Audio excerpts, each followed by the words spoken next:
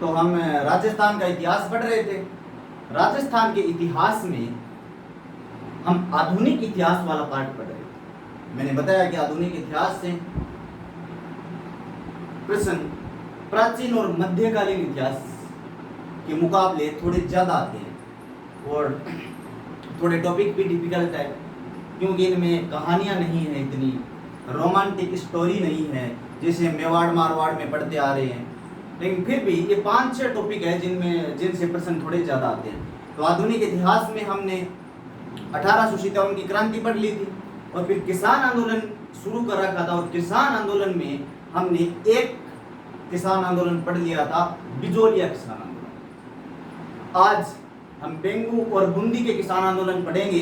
फिर इससे अगली क्लास में हम अलवर, भरतपुर, धौलपुर, मारवाड़ और बीकानेर, शेखावटी ये किसान आंदोलन पढ़ेंगे। ऐसे क्लासें हमारी चलती रहेंगी। इसके बाद है प्रजामंडल एकीकरण। फिर कुछ व्यक्ति जो 50-60 सालों में प्रजामंडल से जुड़े हुए हैं, मारवाड़ किसान आंदोलन से जुड़े हुए हैं, एकीकरण में भी जिनका नाम आएगा, उनको हम अलग से एक टॉपिक में पढ़ेंगे। बेसिकली 1900 से लेकर 1956 तक ये व्यक्ति किसी न किसी रूप में भूमिका अपनी निभाते रहे हैं।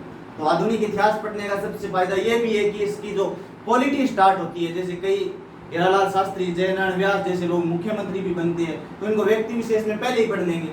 दूसरी बात, प्राचीन इतिहास पढ़ने में सबसे ज़्यादा फायदा ये है कि इसके साथ कल्चर जो इंक्लूड है, कई टॉपिक है, जैसे स्थापत्य कला का कोई टॉपिक है, मेवा जिसमें दुर्ग है, छतरियाँ हैं और महल है। तो इतिहास लगभग हिस्ट्री और ज्योग्राफी और पॉलिटी से भी जुड़ा है। ज्योग्राफी से कुछ झीलें हैं जिनका निर्माण राजाओं ने करवाया है। तो अगर अकेले इतिहास का अगर क्रेज देखें तो थोड़ा कम है और सब्जेक्ट के मुकाबले, लेकिन अगर इसको हम एक विस्तृत रूप में देखें तो इतिहास का क्रेज सभी टॉपिकों से, सभी जो पार्ट है ज्योग्राफी वाले या कल्चर वाले, तो इनसे थोड़ा ज़्यादा ही है, क्योंकि इतिहास में ये सारी चीज़ें क्लियर हो जाती हैं। तो हम किसान आंदोलन पढ़ रहे थे और किसान आंदोलन में हमने बिजोलिया पढ़ लिया था। दूसरा जो किसान आंदोलन है वो है बेंगू किसान आंदोलन। बेंगू किसान आंदोलन, बेंगू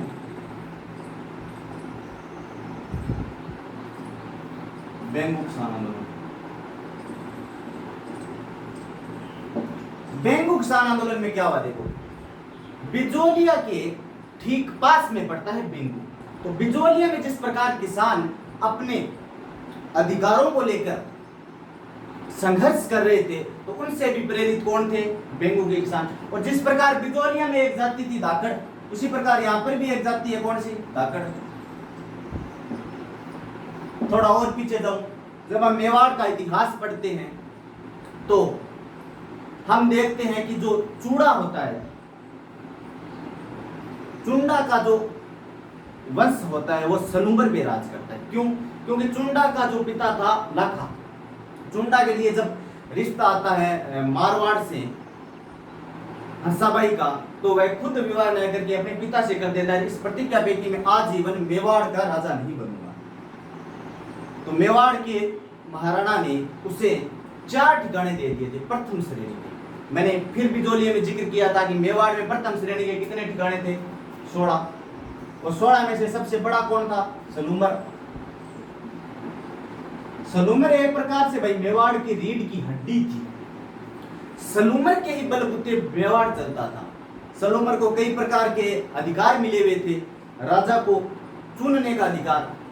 जैसे महाराणा प्रताप जब पढ़ते हैं तो महाराणा प्रताप की जगह पहले उसके बड़े भाई जगमाल को बना दिया जाता है। जब लोग विरोध करते हैं तो कृष्ण सिंह चुड़ावत महाराणा प्रताप को राजा बना देता है। तो ये अधिकार थे। और जब राजा मेवाड़ में नहीं होता था तब सलूमर का जो सामंत था उसको ये अधिकार था कि मेवाड़ का प्रशासन चलाए। दूसरा,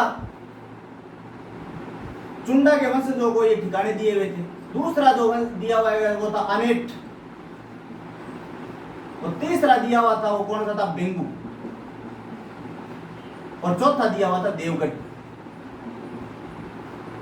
तो ये जो किसान आंदोलन है ये है बेंगू किसान आंदोलन और प्रथम श्रेणी के ठिकानों में से एक ठिकाना है। और मैं अगर विस्तृत में बात करूं तो इस बेंगू पे जो अधिकार था वो किसका था? चुंडावतों का। किसका अधिकार था? चुंडावतों का। जिस प्रकार मैंने बताया कि बिजोलिया पे अधिकार किसका था?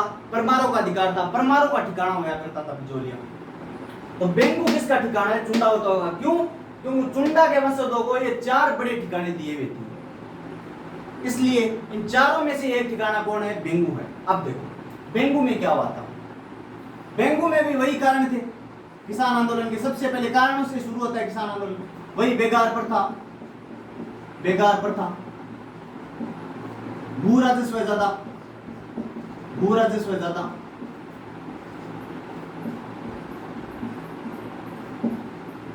और यहाँ पे लगभग 25 प्रकार के टैक्स थे भाई, टैक्स थे।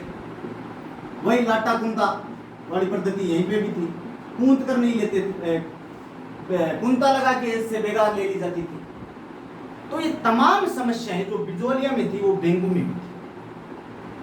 थोड़ा टैक्स के बारे में ध्यान रख लेना कि वहां पे 84 थे और यहाँ पे कितने? 25। और एक बात और भाई, बिजोलिया के समय जब अंग्रेजों ने एक आयोग बनाया था, जांच आयोग, जिसमें 5 सदस्य थे। फिर मैंने बताया, कल मैंने गलती से यह बता दिया था कि 84 में से 53 टैक्स माफ कर दिए थे, नहीं किए थे, 53 नहीं किए थे, लगभग 84 में से 36 टैक्स उन लोगों ने माफ कर दिए थे। तो ये बात भाई ध्यान रख लेना, कल वाली में थोड़ा भाई मिस्टेक हो गया था वीडियो में। तो अब इन तमाम कारणों को लेके किसान 1921 में कहां पर इकट्ठे होते हैं?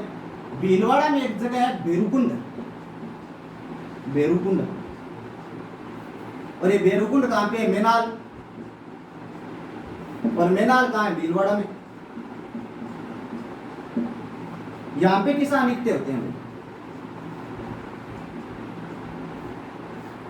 और यहां पे इकट्ठे होकर चर्चा करते हैं आपस में कि हमें इन सभी टैक्स कर के विरोध में आंदोलन कर देना चाहिए। लेकिन आंदोलन करने के लिए हमें एक ऐसे व्यक्ति की जरूरत है जो हमारे आंदोलन का नेतृत्व कर सके। और ऐसा योग्य व्यक्ति इस समय जो था वो विजय सिंह पथिक था, क्योंकि उन्हें राजस्थान सेवा संघ से जुड़ा हुआ था। तो हमें क्यों ना विजय सिंह पथिक से मिलके और किसकी सहायता लेनी चाहिए? राजस्थान सेवा संघ की, विजय सिंह से मिलके, आरएसएस, राजस्थान सेवा संघ, ध्यान रख लेना। जब ये सारे लोग विजय सिंह पथिक के पास जाते हैं तो विजय सिंह पथिक को बोलते हैं कि हमें बेंगू में इस प्रकार के जो अत्याचार हमारे साथ हो रहे हैं, आप आइए, हमें न्याय दिलाइए, सरकार के प्रति आवाज उठाइए। चूंकि विजय सिंह पथिक बिजोलिया से जुड़ा हुआ था, बिजोलिया में बहुत ज्यादा व्यस्त था, तो विजय सिंह पथिक स्वयं नहीं जाता है। और रामनारायण चौधरी जी बैठे होते हैं कि इनको ले जाओ यार, रामनारायण चौधरी जी ये पूरे दिन ऐसे जिलन पीते रहते हैं, इनको ले जाओ आप। रामनारायण चौधरी की पत्नी अंजना देवी दोनों चले जाती हैं वहां पे। रामनारायण चौधरी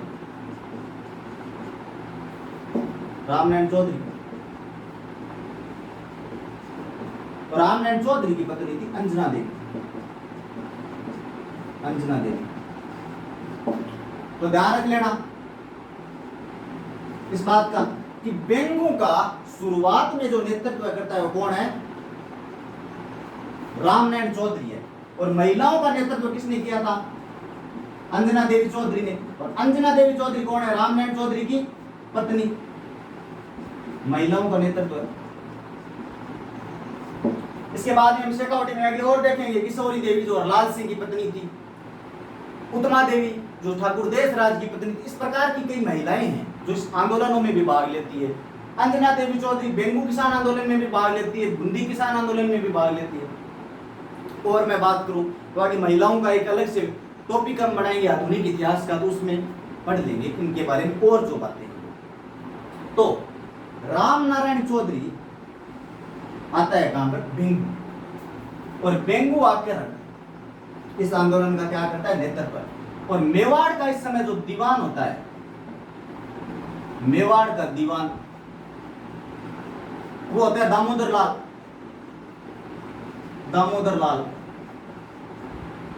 अब रामनारायण चौधरी दामोदर लाल से मिलते हैं, कुछ किसानों को साथ ले जाते हैं, अपनी मांगे बताते हैं। लेकिन क्या हुआ? कोई फायदा नहीं हुआ। दामोदर लाल ने उन्हें आश्वासन देके इस पे कोई प्रतिक्रिया नहीं की। अब जब दामोदर लाल ने कोई प्रतिक्रिया नहीं की तो रामनारायण चौधरी ने कुछ पाबंदी लगा दी। किसानों को बोला कि आप क्या करो, रामनारायण चौधरी पे किसान कहने पे किसानों को बोला कि आप एक तो बेकार देनी बंद करो, बेकार बंद करो, कुंता करवाना बंद करो,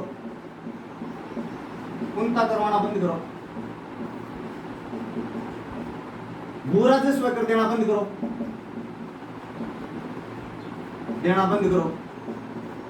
रामनारायण चौधरी के कहने पे किसान बंद करते हैं और इनके न्यायालयों का बहिष्कार करो, न्यायालयों का बहिष्कार।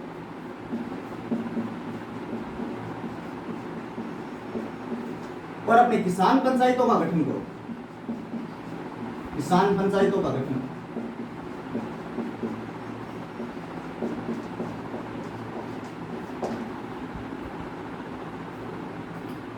ये सारी बातें जब रामनारायण चौधरी किसानों को बोलता है तो ब्रिटिश जो सरकार है वो हरकत में आ जाती है।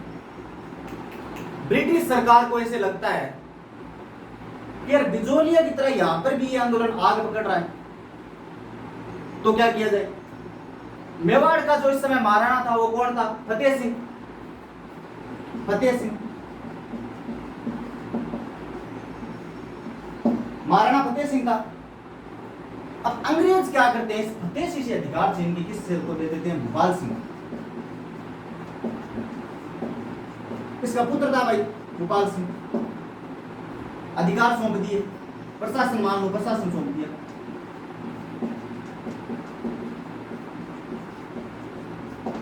किसने? अंग्रेजों ने,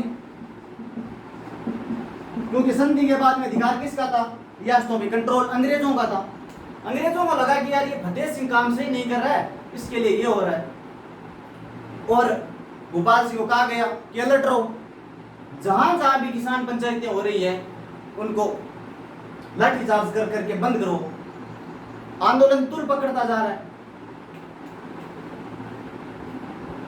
तो भोपाल सिंह ने यहाँ पे आते ही अवेयर हो जाता है, जागरूक हो जाता है और अपने सभी सामंतों को बोलता है कि कहीं पे भी किसान सम्मेलन नहीं होना चाहिए।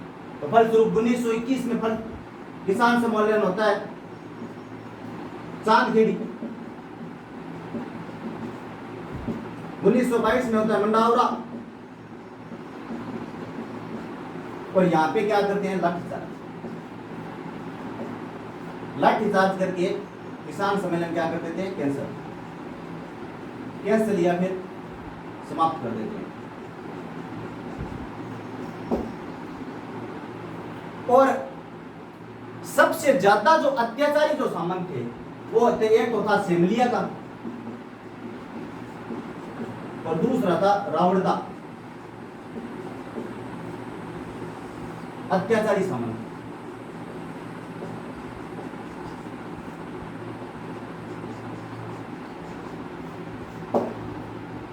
तो ध्यान रख लेना, चांदखेड़ी और मंडावरा किसान आंदोलन का संबंध किस किसान आंदोलन से है? बेंगू किसान आंदोलन से। चांदखेड़ी और मंडावरा गांव का किसान सभा किस किसान आंदोलन से है? तो बेंगू किसान आंदोलन से। तो सेमलिया और रावणदा के अत्याचारी सामंत कहां से संबंधित है? तो बेंगू से संबंधित है। जब ये सारी घटनाएं होती है तो किसान सभी इकट्ठे होकर बेंगू का सामंत होता है अनूप सिंह, अनूप सिंह से मिलते हैं। चलो पहले मैं इसको बिठा देता हूं। अनूप सिंह से मिलते हैं किसान सारे।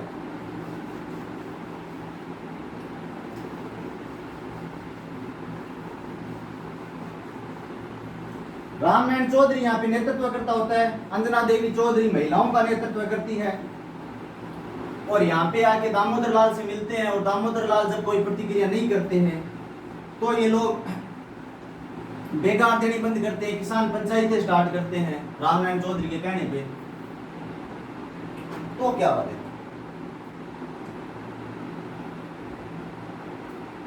तो अब होता है समझौता 1922 में। बेंगू का सामंत, बेंगू सामंत कौन? अनूप सिंह। डेंगू का सामंत था अनूप सिंह, मिस किसान। और ये समझौता होता है भाई अजमेर में। कहाँ होता है? अजमेर।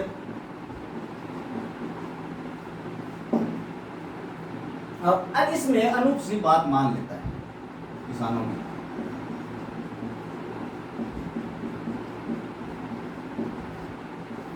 लेकिन अनूप सिंह तो बेचारा इस बात को मान लेता है, लेकिन जो मेवाड़ के प्रशासन में एक अफसर होता है ट्रेंच, ट्रेंच इस समझौते को क्या कहता है? होलसेल समझौता। होलसेल समझौते की संख्या कौन देता है? ट्रेंच। ट्रेंच देता है, ट्रेंच।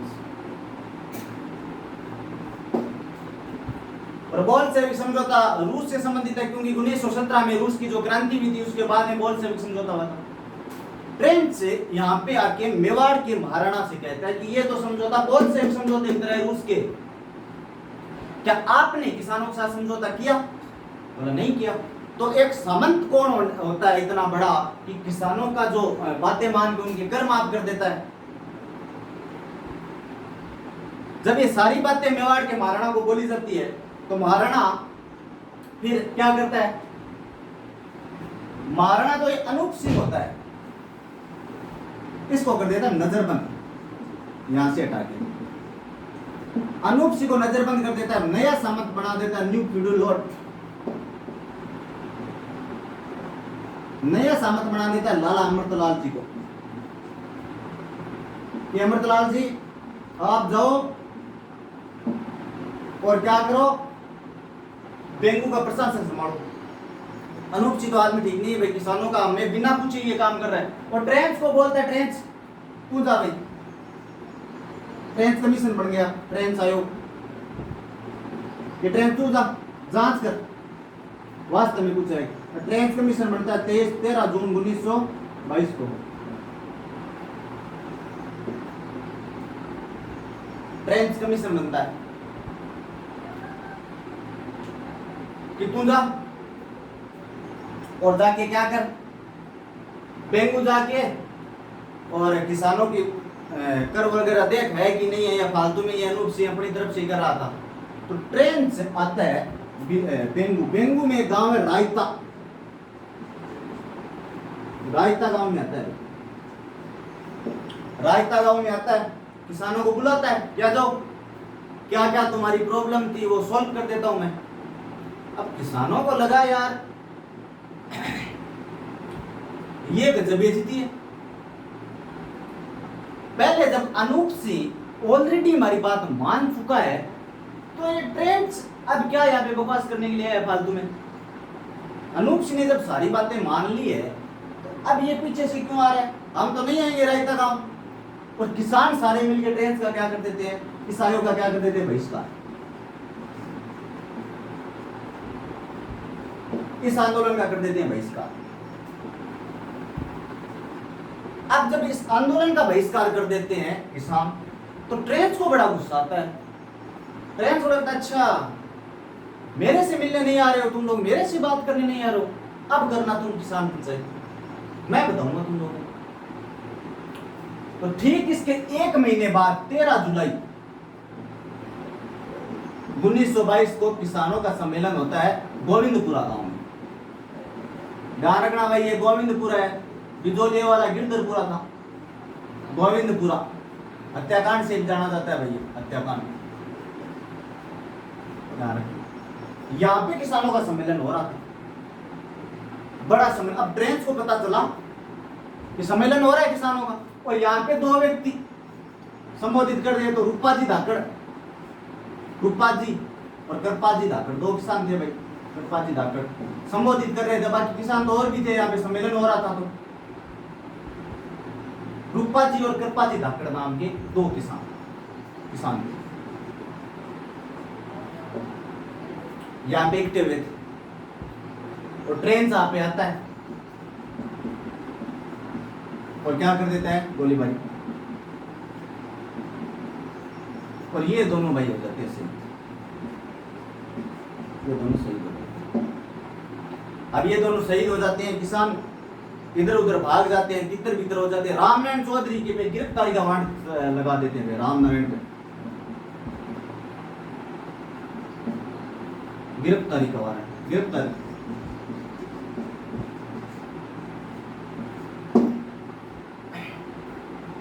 तो गोविंदपुर हत्याकांड 13 जुलाई को हुआ था। ट्रेंस ने वहां पे गोलीबारी की थी। रूपा जी और कृपा जी धाकड़ नाम के 2 किसान वहां पे शहीद हो गए। कई जगह इस बात की निंदा हुई। अब रामनारायण चौधरी पे गिरफ्तारी का वारंट जारी कर दिया कि भाई गिरफ्तार करो रामनारायण चौधरी को, ये भी इसमें सम्मिलित है। तो क्या हुआ, तब सारी बातों का पता चला पथिक जी को, पथिक जी। अब पथिक जी को लगा कि यार मुझे जाना पड़ेगा। तो पथिक जी 1923 में बेंगू शुरू करते हैं, बेंगू का नेतृत्व करते हैं, यहाँ पे आते हैं। लेकिन जैसे पथिक जी यहाँ पे आते हैं, पथिक जी को क्या कर लेते हैं ये लोग, गिरफ्तार। और 1923 से 1927 तक पथिक जी कहाँ रहते हैं, जेल में लगभग 5 साल।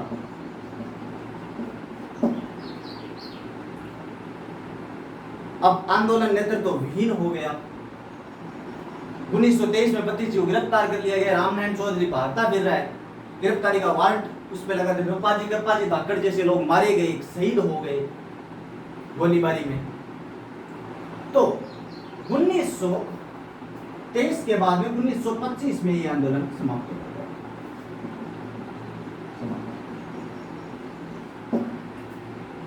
कुछ समझौता हो जाता है आपस में किसानों के, कुछ बड़े कर माफ कर दिए जाते हैं, छोटे करों में कुछ कम कर दिया जाता है। इस प्रकार से 1925 तक ये आंदोलन है।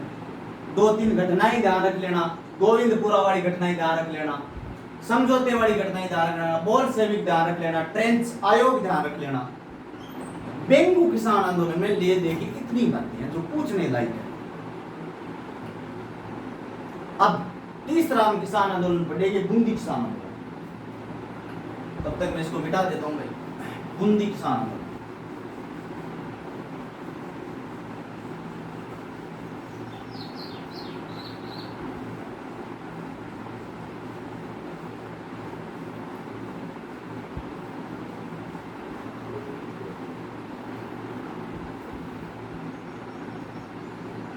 बूंदी तीसरा आंदोलन है भाई, 2 पढ़ चुके हम। बूंदी आंदोलन, जिस प्रकार मैंने बताया बिजोलिया और बेंगू में एक जाति पाई जाती है धाकड़, उसी प्रकार यहाँ पर एक क्षेत्र है बरड़, और यहाँ पर भी एक जाति पाई जाती थी, कौन सी, गुर्जर। अब यहाँ पे भी कई प्रकार के कारण थे। कारण कौन कौन से ध्यान रख लेना। किसान आंदोलन कारणों से शुरू हुआ है भाई। कारण यहाँ पे जो कर थे वो थे 53 प्रकार के कर। पर एक ध्यान रख लेना, बूंदी में भ्रष्टाचार बहुत ज्यादा था, भ्रष्टाचार। और वही बेकार प्रथा, लगान, ये तो भाई सभी में हो ही रहा है। बूंदी में इस प्रकार की जो कर चलते रहे। तो यहाँ पे जो नेतृत्व करने वाला व्यक्ति था वो कौन था, नैनूराम शर्मा। नैनूराम शर्मा ये भी आरएसएस का आदमी था भाई, राजस्थान सेवा संघ का। आरएसएस का राजस्थान सेवा संघ।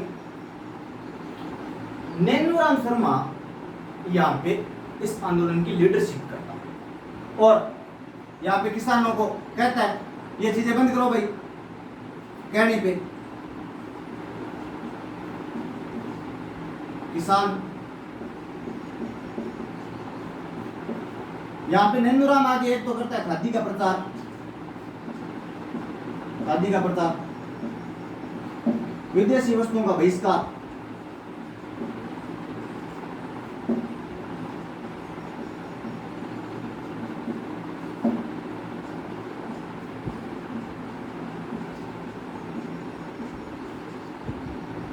तीसरी बात न्यायालयों का बहिष्कार,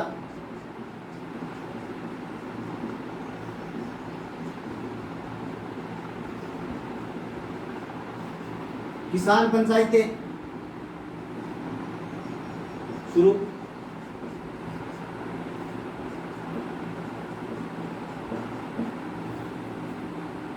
किसान पंचायतों का गठन। ये सारी बातें नैनूराम शर्मा की कहा कहता है हिंदी में, किसानों को बोलता है।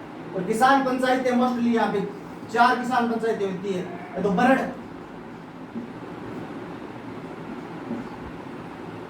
दूसरी गरदड़ा, तीसरी डब्बी और चौथी बरुंगन। बरड़ किसान, इसमें ध्यान रख लेना भाई, इसमें आंदोलन करता था भंवरलाल सोनी, भंवरलाल सोनी। और डब्बी में थे देवीलाल गुर्जर, नानक भील, नानक भील।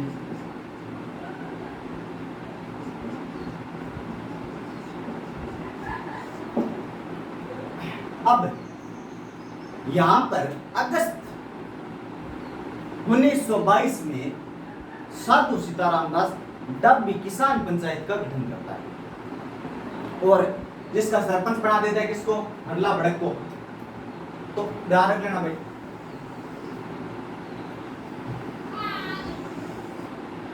डब्बी किसान पंचायत, डब्बी किसान पंचायत कौन बनाता है, साधु सीताराम दास, साधु सीताराम दास। साधु सीताराम दास यहाँ पे डब्बी किसान पंचायत बना देता है और इसका अध्यक्ष बना देता है हरला भड़क को। हरला भड़क कि भड़क जाएंगे भाई, बना दो इनको अध्यक्ष, सरपंच मान लो। जिस प्रकार मैंने बताया कि ऊपरमाल पंच बोर्ड विजय सिंह बतीक ने बनाया, उसका सरपंच किसको बनाया था, मन्ना पटेल को। उसी प्रकार डब्बी किसान पंचायत बनाई थी। अब चूंकि बरड़ का नेतृत्व भंवरलाल सोनी ने किया था, अब डब्बी किसान सभा होती है, डब्बी किसान सभा। ये 1922 में, अगस्त 1922 में डब्बी किसान सभा ये होती है भाई 2 अप्रैल 1923।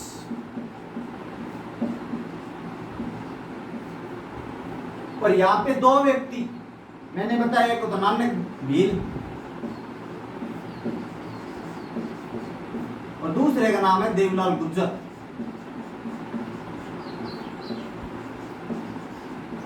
ये नानक भील झंडा गीत गा रहा था भाई। अब इनको बोला गया, यहां पे एक पुलिस अधीक्षक आ जाता है, इकराम हुसैन, इकराम हुसैन पुलिस अधीक्षक। आज के जमाने में कहूं तो एसपी, सुप्रिटेंडेंट ऑफ पुलिस। इकराम हुसैन आके कह देता है कि उनको बोलता है कि भाई ये पंचायतें बंद करो, आप क्या कर रहे हो, किसी के खिलाफ, कोई प्रशासन के खिलाफ आवाज मत उठाओ। जैसे आज भी हम कई प्रकार बार देखते हैं कि छात्र वहां पे कोई आंदोलन कर रहे होते हैं किसी के खिलाफ, तो वहां पे भी पुलिस आती है, इस प्रकार से लाठीचार्ज करती है। लेकिन पहले लोगों को मार देती थी, आजकल इतना नहीं है। हालांकि आज भी ये पंचायतें हो रही है इस प्रकार की। तो इकराम हुसैन ने गोली चलाई तो ये दोनों क्या हो गए, शहीद।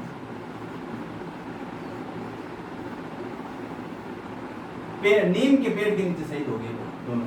तो डब्बी किसान सभा में 2 अप्रैल 1923 में इकराम हुसैन की गोलीबारी में नानक भील और देवीलाल गुर्जर शहीद हो गए।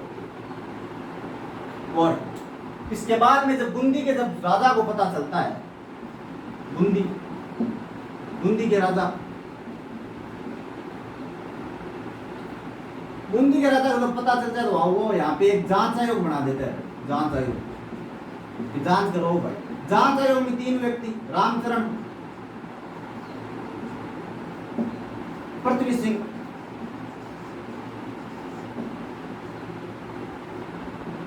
बेरूलाल।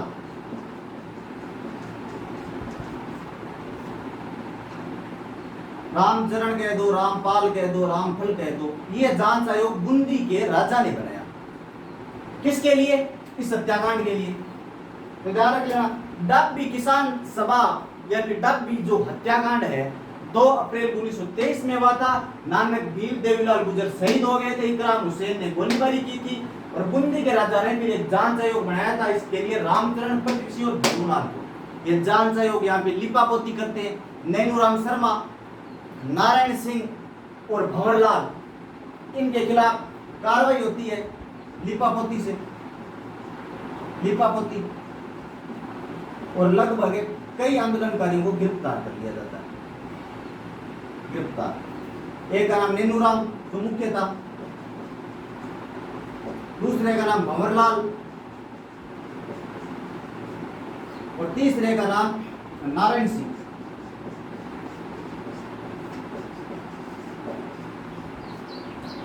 इनको जब गिरफ्तार कर लिया जाता है तो बूंदी में आंदोलन नेतृत्वहीन होने के कारण 1927 में लगभग समाप्त हो। दोबारा देख लीजिए, बूंदी आंदोलन बरड़ क्षेत्र में गुज्जर ज्यादा थे, 53 प्रकार के टैक्स लिए जाते थे, भ्रष्टाचार ज्यादा था, बेकार प्रथा थी, लगान ज्यादा था। नेतृत्व कर रहा था नैनूराम शर्मा जो राजस्थान सेवा संघ का सदस्य था। इसके कहने पे किसान ने खादी का प्रचार किया, विदेशी वस्तुओं का बहिष्कार किया, न्यायालयों का बहिष्कार किया, किसान पंचायतें गठित की। किसान पंचायतें मुख्यतः 4 थी, बरड़, गरदड़ा, डाबी और बरुंगल। बरड़ जो किसान पंचायत थी उसका भंवरलाल सोनी ने नेतृत्व किया। गरदड़ा और बरुंगल में ऐसा कुछ हुआ नहीं। डाबी किसान पंचायत का जब नेतृत्व किया था नानक भील और देवीलाल गुर्जर ने, तो यहाँ पे इकराम हुसैन आ जाता है, गोलीबारी करता है, ये दोनों शहीद हो जाते हैं। बूंदी के राजा एक जांच आयोग बनाता है, भंवरलाल, पृथ्वी सिंह और भेरूलाल को। ये जांच आयोग जब लिपापोती करते हैं तो नैनूराम, भंवरलाल और नारायण सिंह को गिरफ्तार कर लिया जाता है। नेतृत्वहीन होने के कारण यहाँ पे 1927 में एक बार ये आंदोलन समाप्त हो जाता है। और डाबी किसान पंचायत साधु सीताराम दास ने की थी 1922 में और यहाँ का सरपंच बना दिया था हरलाबर। अब चूंकि आंदोलन एक बार समाप्त हो जाता है, लेकिन 1936 में ये आंदोलन वापस आग पकड़ लेता है। इस बार क्या होता है देखो, 1936 में लगान और ये भू राजस्व वापस बढ़ा दिया जाता है तथा नुक्ता प्रथा जो कि मृत्यु भोज से संबंधित कोई प्रथा है वो ये लोग बंद कर देते हैं। तो किसानों में वापस आग पकड़ी। 1936 में वापस चालू होता है। तो एक बार बंद हो गया, वापस चालू कब हुआ था? 1936 में। और इस बार कारण क्या थे? वही भू राजस्व है, बढ़ा दिया। लेकिन यहां पे एक प्रथा बंद कर दी थी, नुक्ता प्रथा। इसका ध्यान रखना भाई, नुक्ता प्रथा जो किससे संबंधित है? मृत्यु भोज से। लेकिन इस बार 1936 में जो ये आंदोलन शुरू हुआ था, बूंदी में एक जगह हिंडोली, और हिंडोली में एक मंदिर है हुंडेश्वर महादेव मंदिर, हुंडेश्वर महादेव मंदिर, और इस मंदिर से आंदोलन शुरू हुआ था। और इस बार मीणाओं के साथ साथ, गुज्जरों के साथ साथ एक जाति और मिल गई थी, कौन सी? मीणा। और इस बार महिलाओं ने भी भाग लिया था। और महिलाओं में मुख्य कौन? अंजना देवी चौधरी। अंजना देवी चौधरी तो किसकी पत्नी है? रामनारायण चौधरी की। इसके बाद में कुछ समय तक आंदोलन चला, फाइनली 1945 में ये समाप्त हुआ था। कभी कोई किसान इकट्ठे हो गए तो हुआ कर दिया, फिर वापस दब गए, फिर वापस कर दिया। ये जो हमने आंदोलन पढ़े, ये बेंगू किसान आंदोलन पढ़े हैं और बूंदी किसान आंदोलन पढ़े हैं। नेक्स्ट क्लास में हम 3 किसान आंदोलन पढ़ चुके हैं। नेक्स्ट में हम अलवर भरतपुर के किसान आंदोलन पढ़ेंगे, फिर शेखावटी में मारवाड़ के किसान आंदोलन पढ़ेंगे, फिर थोड़े जनजाति किसान आंदोलन पढ़ेंगे, मीणाओं के पढ़ेंगे, भीलों के पढ़ेंगे, ग्रासियों के पढ़ेंगे। फिर कुछ अन्य जो कांड है जो इस आंदोलनों में नहीं है, जैसे तोल है आंदोलन है, डोगरा कांड है, कुनावड़ा हत्याकांड है, रास्तापाल है, ये जो अन्य घटनाएं हैं किसान आंदोलन और जनजाति आंदोलन के बाद में एक पॉइंट हम बढ़ा के पढ़ेंगे। फिर हमारी नेक्स्ट क्लास उसी प्रकार प्रजामंडल और एकीकरण में जारी रहेगी। तब तक के लिए धन्यवाद। जय हिंद, जय भारत। कंटेंट अच्छा लगे तो लाइक और सब्सक्राइब कर देना। ठीक है।